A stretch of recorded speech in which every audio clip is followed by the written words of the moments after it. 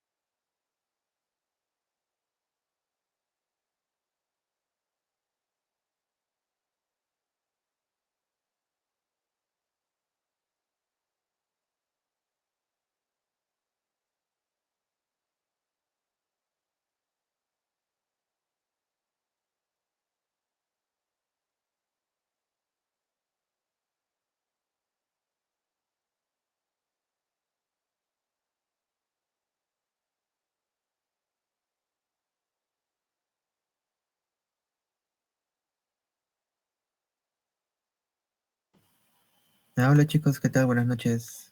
Creo que ya sí, ya podemos empezar. ¿Me confirmas, Ariel? Sí, por favor, ya, sí, no hay problema, inicia, por favor. Ya. Entonces, buenas noches chicos, mi nombre es Gerardo Enciso, soy ayudante. Seguramente ya conocen a los demás ayudantes, ya los conocen por ahí. Entonces, lo que nos corresponde hoy día sería el repaso de cuello y dorso.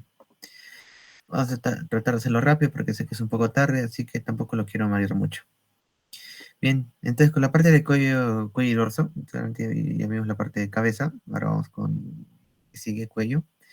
En generalidades de cuello vamos a ver que va a ser ese segmento que va a unir la cabeza con el tronco, ¿no? El tronco corresponde a tórax, abdomen. Se va a extender desde el borde inferior de la mandíbula, desde aquí. Trazamos una línea por la línea nucal superior. Y abajo, seguimos la escotadura external, que acá. Seguimos el borde superior de la clavícula. Y acá trazamos una línea que va entre el disco articular, que está entre C7 y T1. Y además, los elementos que van a estar en el cuello, este es un corte transversal, así. Estos elementos que van a estar en el cuello van a estar organizados, es decir, no van a estar así todos mezclados o desordenados, sino van a estar compartimentalizados de cierta manera por un sistema de fascias, sistema de capas con compartimentos, que son cuatro. Un compartimento visceral para lo que serían las vísceras, ¿no? Lo dice su nombre, el compartimento visceral, la tiroides, la laringe, la tráquea, el esófago. Un compartimento vertebral, lo que son los músculos, los músculos prevertebrales, los músculos del dorso, de lo que es columna vertebral, y un compartimento vascular que contiene aquí uno y dos, a la vena yugular interna, la carótida interna y el nervio vago. Entonces seguimos. Aquí están los que les comentaba, el sistema de fases de cuello es un sistema laminar con membrana de tejido conectivo que se va a organizar de esta manera. Va a haber una lámina superficial, esta de acá, una lámina pretraqueal, esta de azulito, una lámina prevertebral, la que está de amarillito, una vaina carotidia, y entre ellos compartimentos interaponeuróticos, es decir, simplemente los espacios que hay entre ellos. Ahora vamos a ver cada uno de estos. El más importante acá que se recorre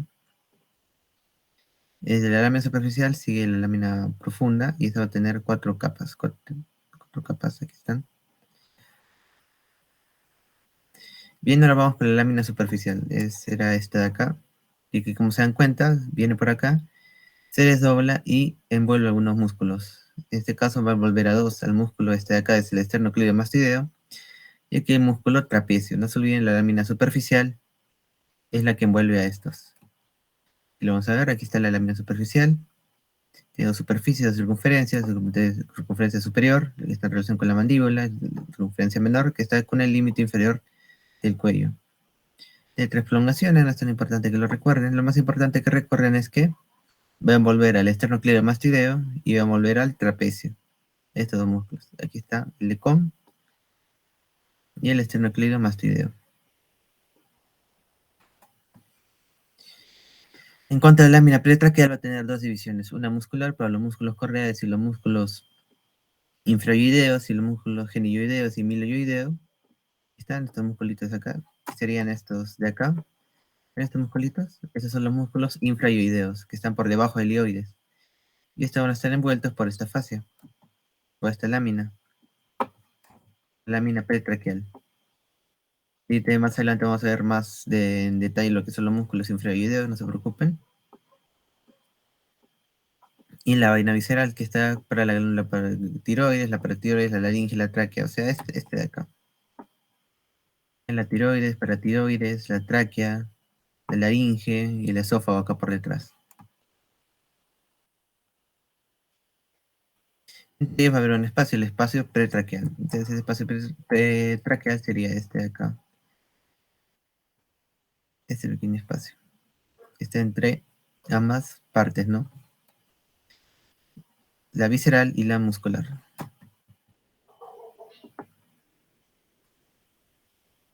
Finalmente la lámina prevertebral tiene forma cuadrilátera, esto de amarillo. Que va en sí a contener los músculos prevertebrales, que son estos de acá, el largo del cuello, los escalenos anterior, medio y posterior, y los músculos del dorso, ¿no? Por ejemplo, el tríceps de la columna, o los esplenios, los complexos, todo ello van a estar envueltos por esta fascia. Y más adelante vamos a ver los músculos, no se preocupen. Y lo que sirve recorrer aquí es unos espacios, por ejemplo, ven esta laminita de amarillo, esta es la fascia, la lámina, disculpen, bucofaringea. Y por detrás de ella va a estar el espacio peligroso. ¿Por qué se le llama peligroso? Porque por aquí, vean, como este espacio se prolonga desde lo que es el cuello, sí, desde base del cráneo, hasta lo que sería el tórax. Entonces, por ejemplo, si hay una infección que está por aquí, que puede haber comunicaciones, por ejemplo, desde el espacio submandibular puede haber una infección, se disemina por acá, entonces cuando llega a este espacio tiene carretera libre para llegar hasta el tórax. Si hay una infección de lo que podría estar en la boca, podría llegar hasta el tórax por esta vía. Sí, por eso es importante el espacio de peligro del cuello, por detrás de la lámina bucofaringeo. Este es el espacio retrofaringeo, está por detrás de la faringe, ¿no? Este de acá de la fascia alar, que está conectando ambos. Y eso no se deben olvidar, sí, el espacio de peligro del cuello. Igual si tienen preguntas ahí lo pueden dejar en los comentarios, no hay problema. Bien, ahora vamos con laringe. Laringe es una parte diferenciada de lo que es las vías aéreas, lo que son vías aéreas superiores, y que va a tener como funciones, por ejemplo, la fonación, la protección y el pase del aire. En su situación más o menos está a nivel de C3, C4, desde C3 hasta C6, la parte inferior de C6. El volumen también es variable y las dimensiones, por ejemplo, en el niño, como se dan cuenta, su voz es más aguda, ¿no? Una voz de niño clásica.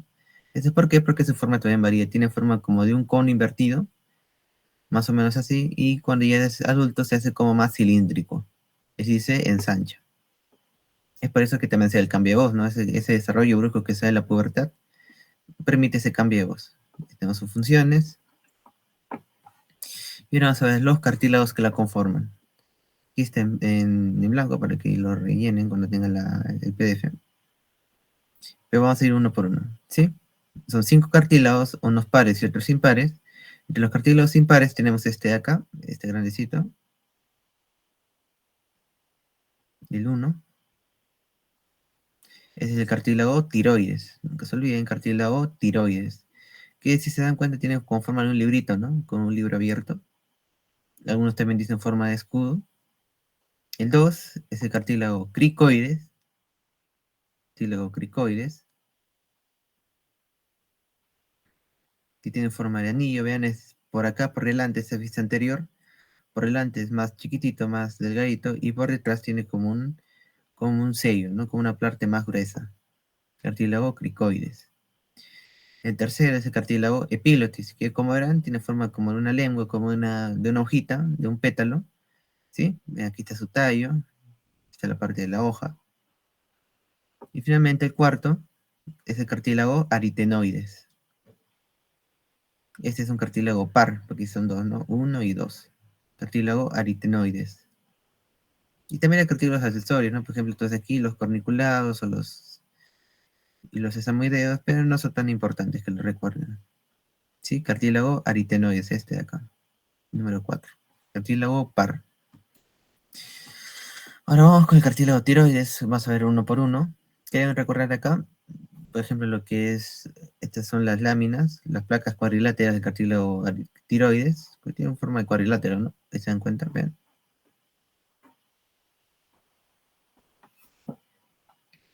Son las láminas cuadriláteras. Entonces también tiene astas, tiene como cachitos, que son astas superiores, astas inferiores. Y aquí, por acá, ven el ángulo entrante de la tiroides, el ángulo tiroideo.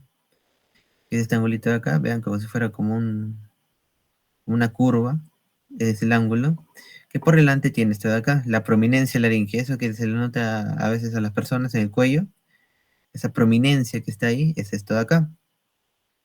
Y por dentro tiene el ángulo entrante, que es importante porque, por ejemplo, para la inserción del cartílago epiglotis, o también para la inserción de músculos y ligamentos. Y otra cosita que deben recordar es este de acá, lo que es la línea oblicua. ¿Por qué? Porque está relacionada a la inserción de músculos, ligamentos, ¿no? La línea oblicua, siempre relacionada a la inserción de músculos, por ejemplo, el constrictor inferior, por ejemplo, ¿no? Relacionada a inserciones musculares. En el cartílago cricoides, se dan cuenta acá tiene forma de anillo más o menos, ¿vean? Aquí por aquí va el dedo, aquí estaría la joya, ¿no? Como si fuera un anillo. La parte anterior va a ser el arco y la parte posterior va a ser la lámina. En la parte anterior también tiene un tubérculo cricoideo, que es la parte más anterior, como una pequeña bolita, una saliente. Y la lámina va a tener las salientes articulares. Por ejemplo, para la tiroides, aquí las tiene. Y en su cara posterior va a tener lo que es la cresta mediana, ¿no? Una pequeña prominencia para la inserción de los músculos cricoaritenoideos posteriores, que lo vamos a ver más adelante. Este cartílago epiglotis, como lo mencionaba, tiene aquí su inserción en lo que es el ángulo entrante de la tiroides, este el tallo, la extremidad inferior o tallo epiglótico. Y aquí está la extremidad superior. Y por ejemplo, estos huequitos de acá se dan por glándulas de la mucosa. Aquí pequeñas glándulas que están atravesándola y forman estos huequitos. Y acá, por ejemplo, tenemos la imagen del ligamento epilótico, que lo vamos a ver más adelante también, que lo está uniendo la ioides. Ioides y pilótico de epiglotis.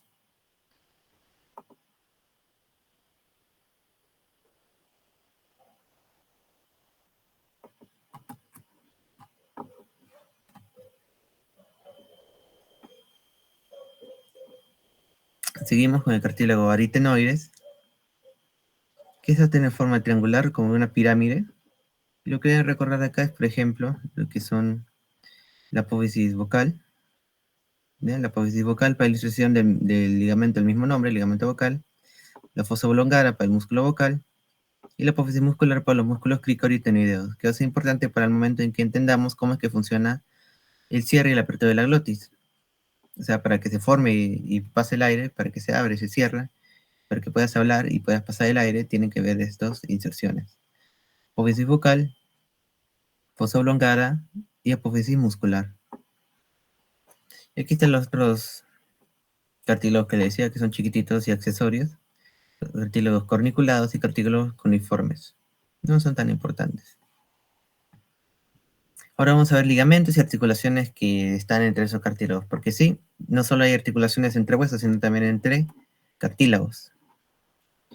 Y algunas medios de unión con otras estructuras, por ejemplo, aquí vamos a hablar de las extrínsecas, por ejemplo, la membrana tiroidea, que está entre aquí, entre la tiroides, cartílago tiroideo y ileoides,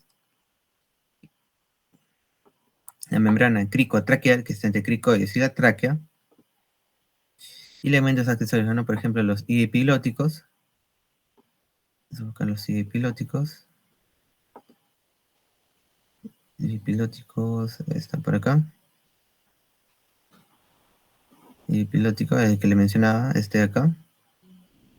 Epilótico, los glosepilóticos, ligamentos glosepilóticos, un medio y dos laterales. Forman acá las bayéculas, seguramente se acordarán de cuando vieron cabeza. Ligamentos faringoepilóticos que son transversales, y aquí están. Son ligamentos accesorios. Ahora, las uniones intrínsecas vamos a tener dos principalmente. Uno que es el conelástico, que está por acá más por debajo, que se va a insertar en parte de lo que es el ligamento vocal, este de aquí. ¿Se acuerdan que le mencioné la apófisis vocal? Al ángulo entrante, ahí está. Y el ligamento conoide, que es este acá de abajito.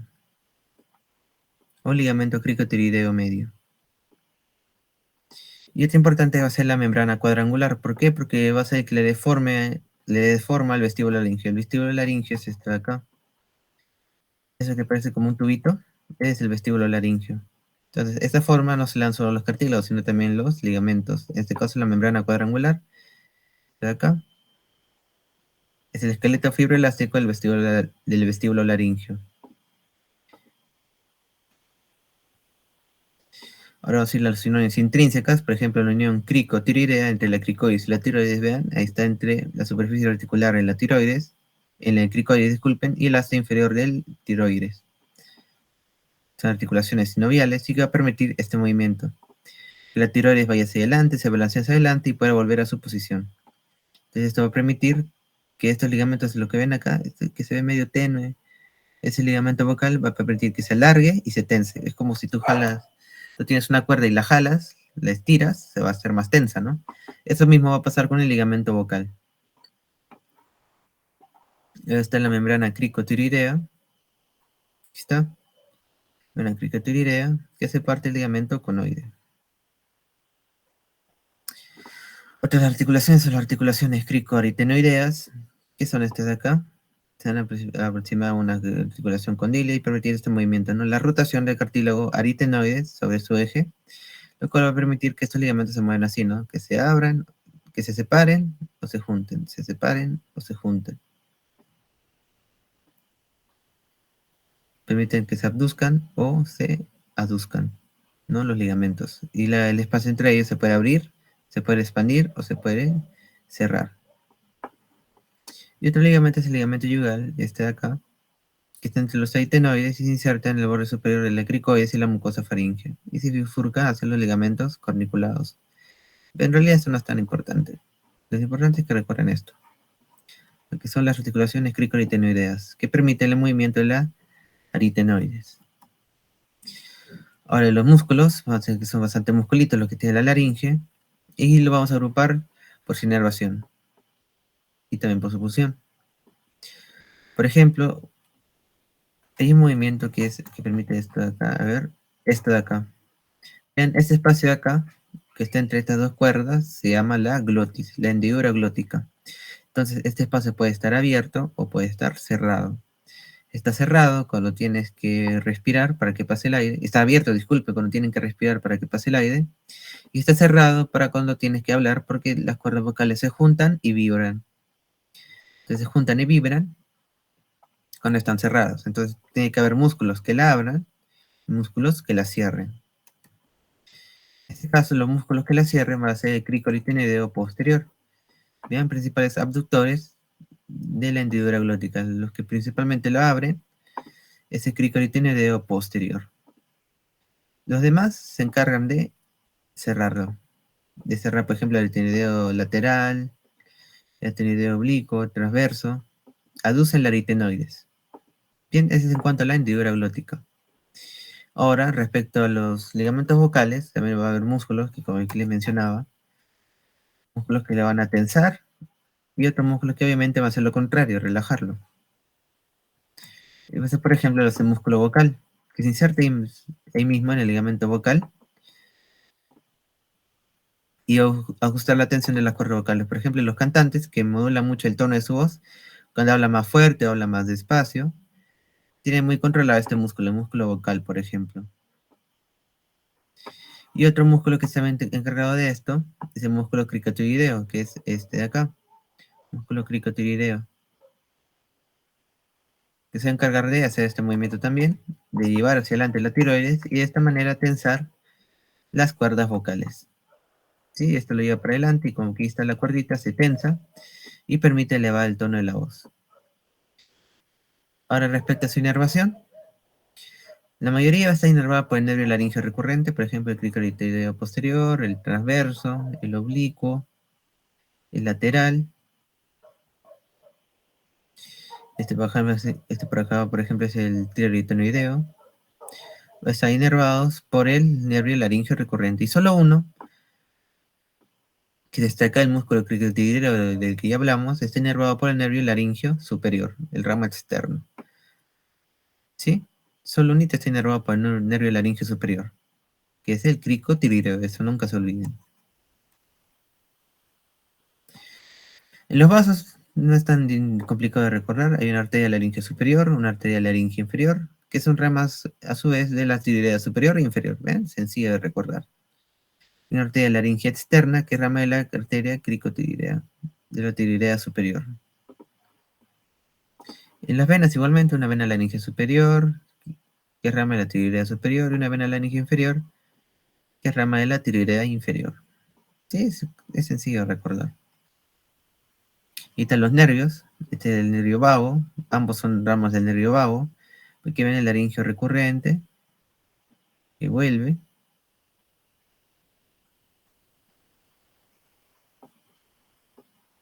por ejemplo acá a la derecha vuelve por la subclavia y la izquierda por el callado de la aorta, hace como un asa para volver, y regresa por acá por el ángulo traqueosofágico y llega acá a inervar los músculos de la laringe, excepto uno que es este de acá, que es el cricotirideo, que es inervado por el nervio laringio superior, el ramo externo. Vean, aquí ramo externo para el cricotirideo y el ramo interno, que es el que perfora la membrana tiroidea, para inervar lo que sería la mucosa laringio.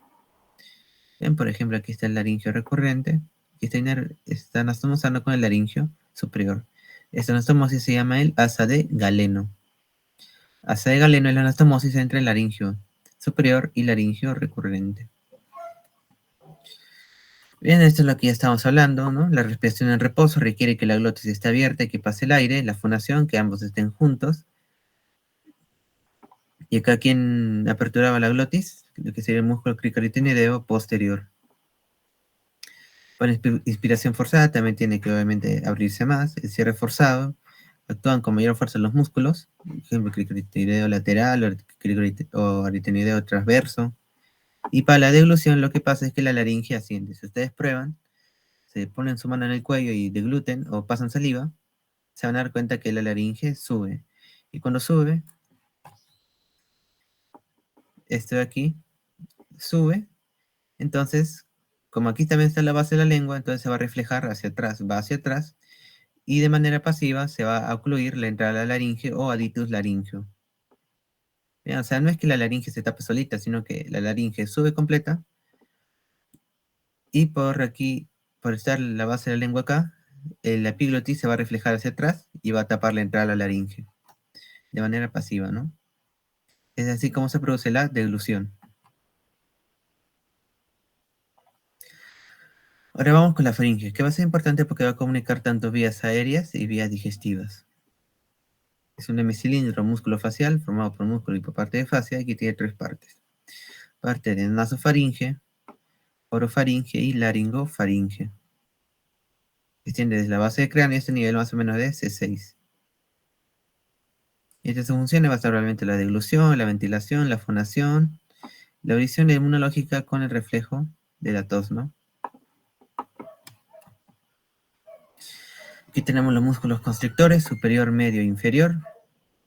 El superior que viene acá desde el rafe faríngeo, esta parte que está al medio, como un hilito que está al medio, hasta el ligamento pterigomandibular, que es este hilito de acá. El constrictor medio, que va desde el rafe faríngeo, hasta el ligamento estiloioideo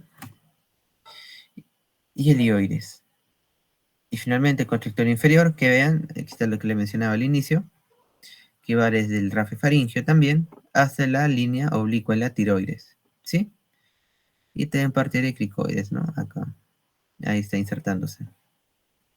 Y están inervados todos por el nervio vago, todos por el vago. Y están las arterias y nervios, y que también pueden recordar si gustan, ya no es tan importante, por ejemplo, las partes superiores le liga la carótida externa, por ejemplo, con la rama faringe ascendente, la faringe descendente, que es rama de la maxilar, la arteria facial, la arteria lingual, y la parte inferior está la tiroidea inferior. Igualmente la parte sensitiva, la parte más superior es el quinto 2, que es su ramo faringeo, por ejemplo. Luego sigue el nervio glosofaringeo, el nervio 9. Y finalmente el nervio vago, ¿no? Que ya inerva motoramente todos estos músculos. Con su nervio laringio interno, el laringio externo, que ya comentamos hace un rato, lo están inervando. Ahora con la glándula tiroides es una glándula endocrina, grande e impar, casi simétrica en algunos casos, y está adherida al cartílago condrotraqueal, laringotraqueal, disculpen, y se mueve conjunto a ellos. Bueno, aquí está la forma de la tiroides, tiene dos lóbulos, un lóbulo lateral, lóbulos laterales, y esta parte de acá al medio se llama el istmo. Y te lo voy a explicar qué es esto de acá.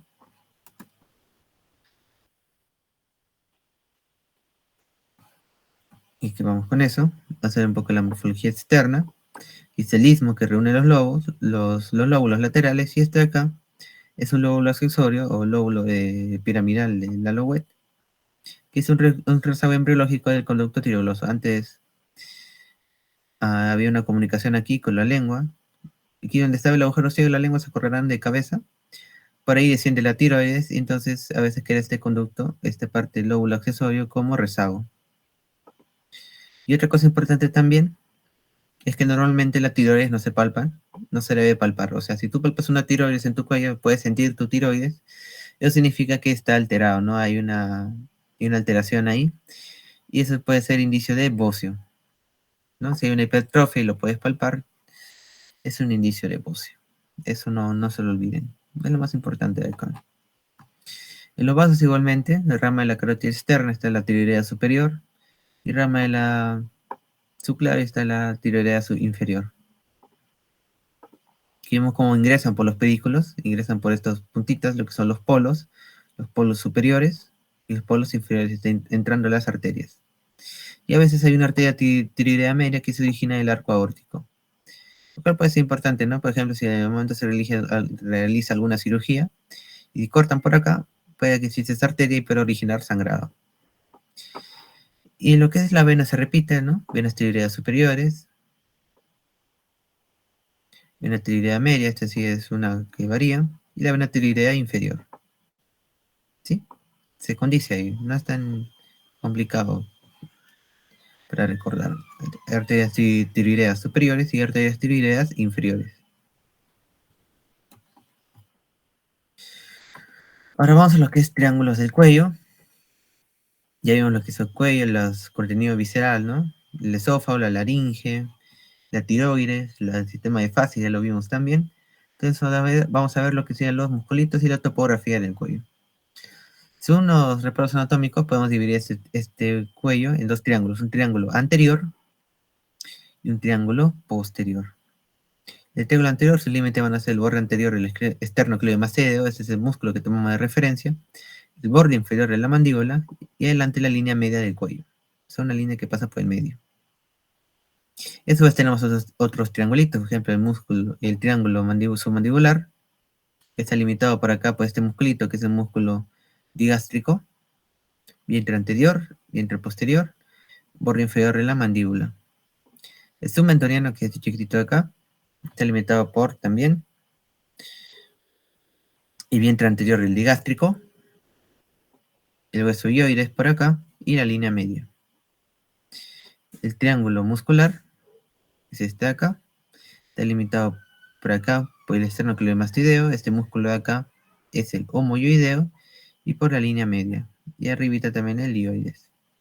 Y el carotidio limitado por el esternocleidomastoideo, vientre posterior del digástrico, y aquí músculo homoioideo, vientre superior.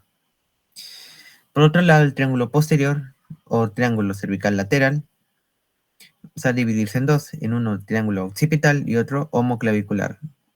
Este grande acá, delimitado por el esternocleidomastideo, trapecio y este acá el vientre inferior del homoioideo, y el homoclavicular, que está limitado por acá por el esternocleidomastideo, la clavícula y el homoioideo también. Pero esa es la parte de abajo, más chiquitita. En los músculos suprayoideos vamos a tener estos de acá. Por ejemplo, el estiloioideo, que va de la apófisis estiloides al ioides, ¿no? Por eso se llama estiloioideo. Otro músculo que es el músculo que ya lo mencioné, el músculo digástrico, que tiene dos vientres, por eso se llama digástrico. Un vientre posterior y un vientre anterior. Y vean que está perforando el músculo estiloioideo, de forma como un ojal. Lo está perforando. Y es importante que recuerde también la inervación. En este caso, el estiloioideo y el vientre posterior, el digástrico, no todo, sino solo el vientre posterior, están inervados por el nervio facial. Y el vientre anterior del digástrico, junto con el miloioideo, que es el piso de la boca, seguramente lo recordarán, es el número 3, el miloioideo, como un diafragma, entonces desde el piso de la boca está inervado por el nervio alveolar inferior, el quinto 3. Y finalmente el genioideo, que es este acá, el número 4, y une el ilioides a la apófisis geni inferiores, está inervado por ramos de C1, rama anterior de C1. Aquí lo vamos a ver en otra vista. Y están los músculos genioideos, el músculo miloioideo, por ejemplo, ¿no? Aquí vemos cómo viene el nervio alveolar inferior, nervio lingual, para inervarlos.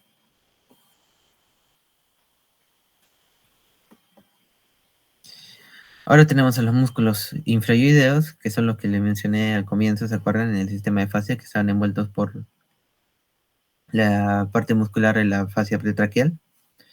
Aquí están. Simplemente nos vamos a guiar de sus nombres para sacar los músculos esterno-yoideo,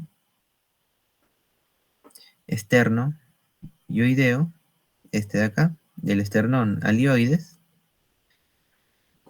homoyoideo, en este caso, varelioides a la escápula. Homoyoideo tiene dos vientres, un vientre superior y un vientre inferior y un tendón intermedio. Externo tiroideo, del esternón a la tiroides, y el tiroioideo, de la tiroides a la ioides, este chiquitito de acá. Y estos músculos a su vez forman un triángulo, este triángulo de acá, vean, aquí hay un lado, y aquí se completaría también. Mejor dicho, triángulo, creo que sería mejor llamarlo rombo, este rombo, este que ven acá, 1, 2, 3, 4. Este es el rombo de la traqueostomía, formado por los músculos esterno-ioideo y músculos externo-tiroideos. Esta es la inervación también, los esternotiroideos, homoioideos y esternotiroideos, por ramos anteriores de C1 a C3, y el tiroioideo por fibras de C1.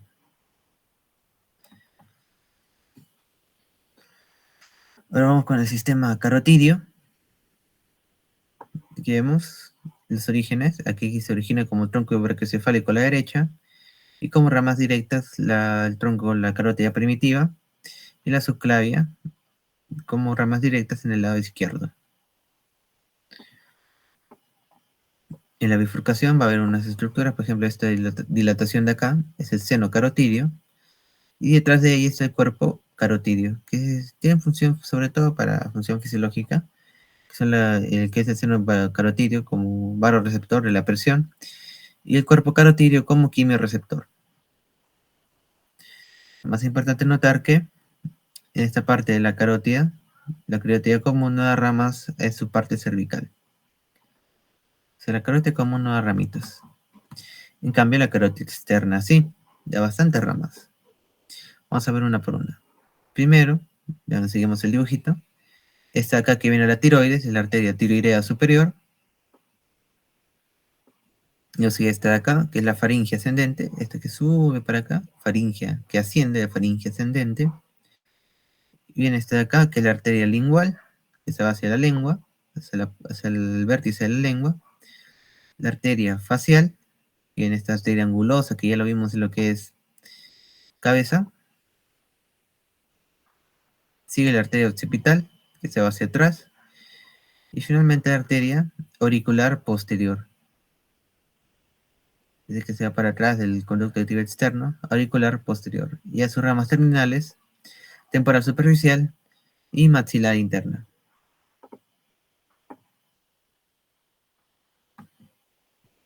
También hay venas acá, por ejemplo la vena yugular interna, que se origina en el agujero petroso posterior, disculpen, el agujero yugular o rasgado posterior.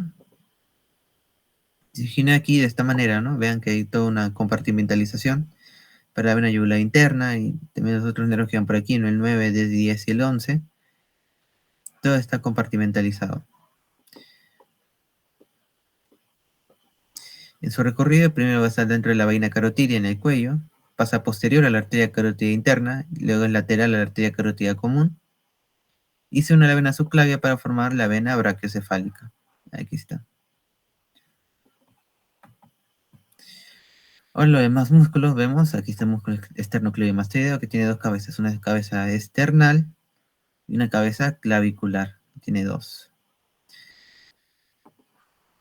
Está inervado por el nervio espinal o accesorio, el nervio craneal 11, y la función va a inclinar la cabeza del lado ipsilateral, o sea, si yo contraigo el esternocleidomastoideo derecho, la cabeza se va hacia la derecha. Y en conjunto, ambos pueden flexionar la cabeza, o sea, llevarla hacia adelante. Una aplicación clínica, por ejemplo, es la distonía cervical.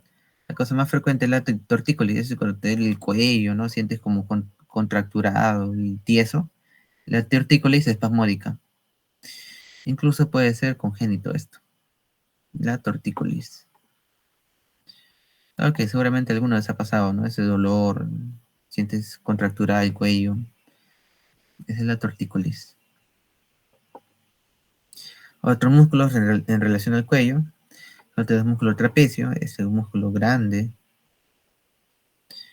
que lo vamos a ver mejor en dorso, y el músculo esplenio de la cabeza y esplenio del cuello. Y aquí lo vemos. Eso no es tan importante que se lo recuerden de memoria, solamente téngalo en cuenta. Ahí están los músculos escalenos también, que son importantes. ¿Por qué? Sobre todo por sus inserciones y por las estructuras que están en relación a ellos. El escaleno anterior, que lo que suelen preguntar es, por ejemplo, acá el tubérculo de Frank, que está en la primera costilla. El escaleno anterior, medio y posterior, tenemos sus inserciones, sus funciones. Y lo importante es esto de acá, los espacios interescalénicos. El más importante va a ser el que está entre el escaleno anterior y el medio. De por aquí vean quiénes están pasando, la arteria subclavia y el plexo braquial. Además, el nervio frénico, aquí lo ven, pasa por el borde lateral del escaleno anterior. Por esas relaciones es de que son importantes los músculos escalenos.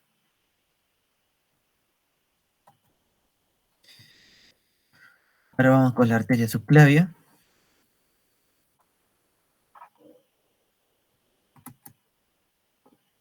Que se origina el tronco brachiocefálico en la derecha y como rama independiente en la izquierda.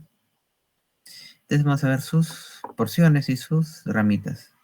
Están precisamente en relación a los músculos escalénicos, una porción preescalénica, interescalénica y posescalénica. O sea, antes, entre y después. Tenemos la primera rama, que es la arteria vertebral. Es una arteria que va a ascender, que va a ir por el agujero vertebral de las vértebras cervicales y luego formar la arteria basilar. Tenemos luego la torácica interna, esta rama que desciende, va por detrás del esternón. Tenemos el tronco tirocervical, costo cervical, disculpen, tronco costo cervical, que tiene como ramas la arteria intercostal suprema y la cervical ascendente. Luego tenemos el tronco tirocervical, luego tiene como ramas la tiroidea inferior, la cervical transversa y la arteria supraescapular. Finalmente la arteria dorsal de la escápula. Esta es la porción interescalénica, o sea, entre los escalenos. Ahora vamos a ir con lo que es cuello y dorso. Empezamos por dorso, que son las curvaturas que tiene normalmente una persona, que vamos a ver que va a variar. Va a haber curvaturas primarias y curvaturas secundarias. ¿Por qué? Porque al comienzo el oído es así, ¿no? Y sobre todo en el embrión va a estar como una C, como una sola curvatura, va a estar hacia el comienzo del desarrollo. Y luego se van a formar las demás, las secundarias. Entonces las primarias son estas de acá, que tienen forma de C, la torácica y la sacra.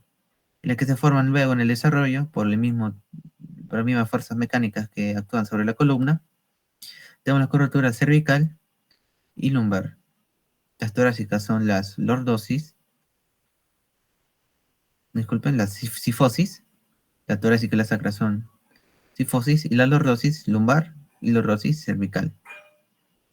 Aquí está la maniobra de Adams, que es para ver si hay escoliosis. La escoliosis es la desviación hacia un lado de la columna. Y como ven acá, ven que aquí hay una línea recta y la columna está desviada hacia un lado. Esa es la escoliosis. Primeramente se pide que extienda la columna y que trate de juntar su mano con sus dedos para que se extienda de esta manera y así medir si existe escoliosis o no. Aquí tenemos las vértebras y sus partes. Vamos a ver que va a haber un cuerpo vertebral, un pedículo que lo está uniendo con la apófisis articular, la apófisis transversa hacia los lados, las láminas, que son como estas placas, que se reúnen, y acá la apófisis espinosa. Son las partes comunes que tiene una vértebra, ¿no? Pero eso puede haber distintos tipos, por ejemplo, las vértebras cervicales, vean, tienen los agujeros vertebrales, apófisis espinosas bituberosas, o sea que se bifurcan en dos. Aquí el espacio vertebral, el conducto vertebral, es más triangular. Por otro lado, las vértebras torácicas, aquí una apófisis espinosa que no es bituberosa, no, al contrario, es solo uno. Ese espacio agujero vertebral para formar el conducto raquídeo es más circular, más ovalado.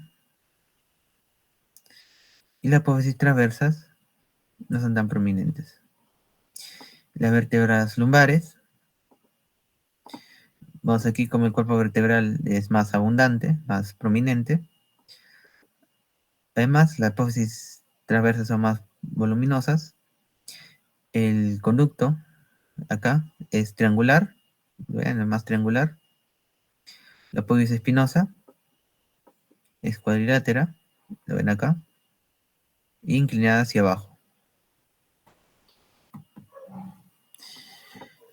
Las vértebras atípicas, por ejemplo la última, aquí son la fusión de vértebras, forman el sacro, por la sinostosis de cuerpos vertebrales, y forámenes sacros anteriores, posteriores para la salida de los nervios.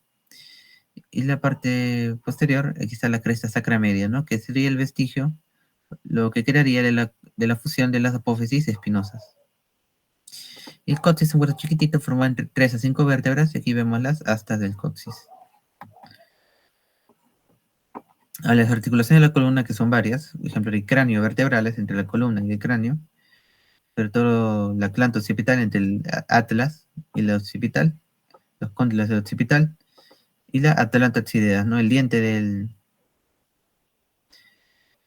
del axis se articula con el atlas, con el arco anterior del atlas. articulación entre los cuerpos vertebrales, las sínfisis intervertebrales, estas de acá, y la articulación es uncovertebral, es decir, entre esas articulaciones de acá que son las apófisis unciformes. Y también se están articulando. Articulaciones cigoapofisiarias, o sea, de aquí a los lados, la apófisis cigoapofisiarias, estas de acá. Aquí están. Articulación lumbosacra, o sea, esta de acá, que se articula con el sacro, la sacrocoxigia, las costas vertebrales, que se articulan con las costillas, y la sacroiliaca, aquí a los lados, con la cara articular del hueso ilíaco. Están los ligamentos que lo vamos a ver en la siguiente diapositiva. Y está el ligamento nucal, más o menos hasta el nivel S7 se prolonga, esta condensación de tejido. El ligamento amarillo, que como vemos acá en la esquinita, va a ir entre las láminas.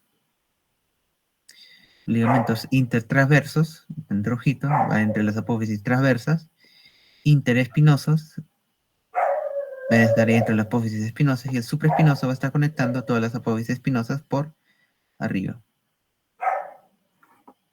También tenemos ligamentos longitudinales, ligamento longitudinal anterior, que se prolonga por acá. Es importante por el síndrome del latigazo. O sea, eso cuando, por ejemplo, vas en un carro y frena de repente, como que tu cuello se va hacia atrás, y ese se llama el latigazo cervical. Y vas a comprometer este ligamento, el ligamento longitudinal anterior. Imagínate que eso que está acá, se va para atrás. Entonces, este ligamento puede estar comprometido en lo que se denomina latigazo cervical. Y el ligamento longitudinal posterior, que va a estar acá, esta banda de tejido gris, es el ligamento longitudinal posterior, que abre la tercera vértebra cervical hasta la cara anterior del sacro. También tenemos condensaciones más especializadas, por ejemplo la membrana tectoria, de acá más arriba. No decía que acá está desde la tercera vértebra cervical, entonces desde la tercera vértebra hacia arriba está la membrana tectoria. Ahora vamos a ver lo que es dorso, vamos a ver los planos de disección. Empezamos por la piel, el tejido celular subcutáneo, las fascias, la cervical superficial. ¿Se acuerdan que envolvía los músculos trapecios?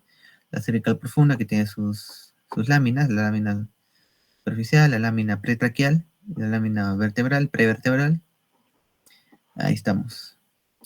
Y la muscular, que va a tener 4 planos. Músculos extrínsecos, los músculos superficiales, intermedios y profundos. Vamos a ver uno por uno. Los extrínsecos tenemos al músculo trapecio, tenemos sus orígenes e inserciones, está inervado por el nervio espinal o accesorio. Tenemos el músculo dorsal ancho, que está acá, que está coloreado de rosado, inervado por el nervio tóraco dorsal. Y aquí va a haber una referencia topográfica importante, donde está el círculo de negrito, acá, que va a ser el triángulo de la auscultación, que está limitado, vean, está más o menos a nivel del ángulo inferior del omóplato, del omóplato, está limitado